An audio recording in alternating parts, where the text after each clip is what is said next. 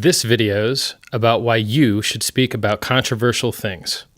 If you live in a bubble with all your friends checked off on boxes, you get their messages, they get your messages, you all subscribe to the same Twitter people, you all watch the same TV shows, it's very hard for you guys to have different opinions factually about different things because you're all getting your data from the same places. So if you speak about controversial things, particularly with people that have a wildly different point of view than you have, then you'll be able to learn something that you didn't know. And if you're right and you're compelling, you might have a positive influence on the people that you're speaking to. If, however, you're wrong, then you let the world know that you have a belief that is inaccurate and should be corrected. This is part of the reason why I'm against people being shut down from communicating in forums and on Twitter. It should really only be reserved for the most heinous of abuses, because if there's terrible people in the world doing terrible things and thinking terrible things, how else will you hunt them down and stop using their business or, tell your friends not to interact with them? Like, if you leave hidden pockets of stupidity and wrongness and evilness in the world that don't get discovered because they've been silenced, it makes the world a worse place. It's a much better world that we live in with not just the First Amendment's free speech, which stops the government from interfering with the freedom of press and the freedom of expression, but it's also for private free speech.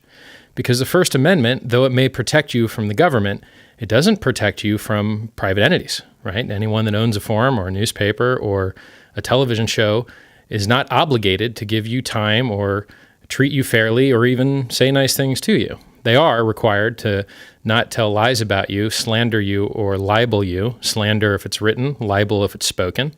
But short of that, the protections that you get from the government, you don't get from private people. So the magic is, you should speak controversially. In order to make progress in this world, we need more people speaking truth to stupidity and speaking smarts to stupidity.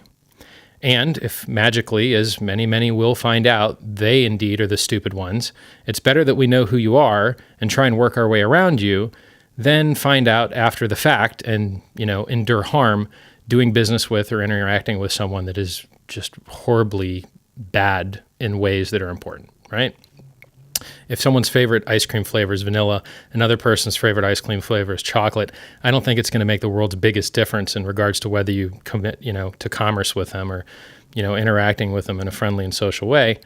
But if someone, is a Naziist or whatever other evil flavor of the month is popular, probably you don't want to team up with that guy or partner with that guy, right? It could be the end of your career.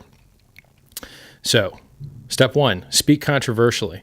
If you're not saying things that are somewhat outrageous, one, you don't stand out as much, right? Did I go into the store and think, hey, I want to look like some type of vampire guy? No, I thought, damn, that looks awesome, right? And then you wear it, and it's fun. It's a little hot under the hat. You tend to sweat a little bit, but it's good fun, So speaking controversially, particularly if you're, authentic and compelling and cogent in your arguments, it's awesome. Step two, don't try and shut people down immediately. Let them show exactly how stupid they are. And then once they've, shown how stupid they are, take advantage of those block buttons. You don't need to block their communication with the whole world. You really just need to block it with you, right?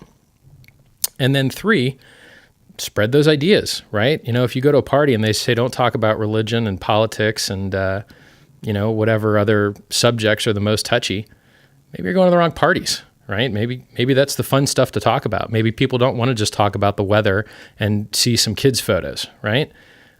If you want to see this world become a better place, it's hard work. And there's a million ideas out there that need changed and need fixed, and they need smart people talking about them. And the sad thing is that the stupider people are, the less they realize they're stupid. It's the Dunning-Kruger effect. And so the stupidest people will speak and yell and without any fear, any doubt, have 100% certainty try and change the world to their stupid way.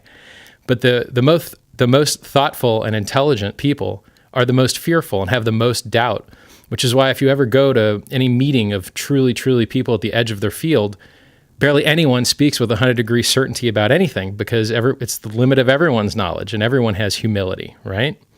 So give it a shot. The stupid people are already talking as loud as they can.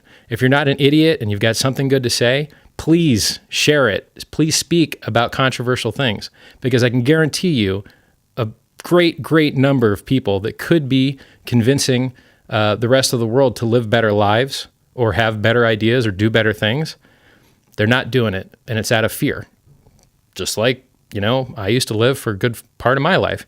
I didn't have a YouTube channel. I wasn't buying ads so that I could try and make a world a better place. Well, it's not that hard.